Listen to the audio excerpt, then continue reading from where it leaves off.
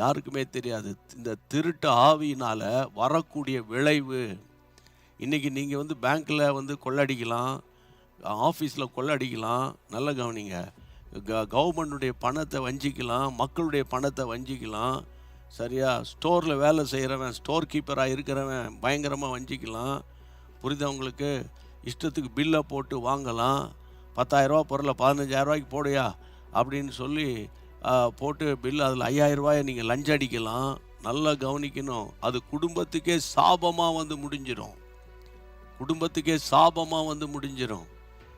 ஆமாம். கர்த்தருடைய பிள்ளைகளுக்கு நான் எச்சரிக்கையாக சொல்கிறேன்.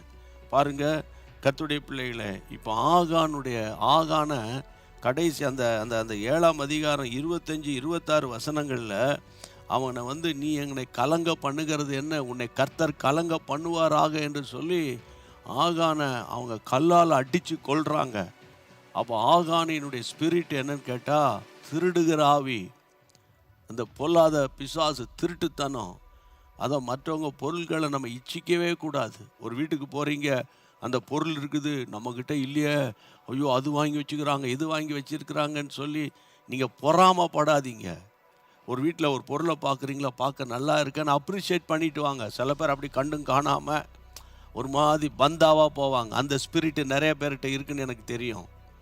அதனால் நான் என்ன சொல்கிறேன், பிரியமானவர்களே, பொருளை இன்றைக்கி வரும் நாளைக்கு போகும். பாருங்கள், இவன் ஒருத்தம் பண்ண அட்டகாசம் முழு இஸ்ரவேல் ஜனங்களும் தோற்று போயிட்டாங்க.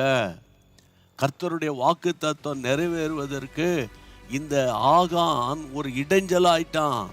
அவன் நிமித்தம் அங்கே ஒரு யுத்தம், அவன் நிமித்தம் ஒரு இழப்பு, அவன் நிமித்தம் 36 பேர் கொல்லப்பட்டாங்க, அவன் நிமித்தம் இஸ்ரவேல் ஜனங்கள் முறிந்தோடுறாங்க. இப்படி நான் சொல்லிக்கிட்டே போவேன்.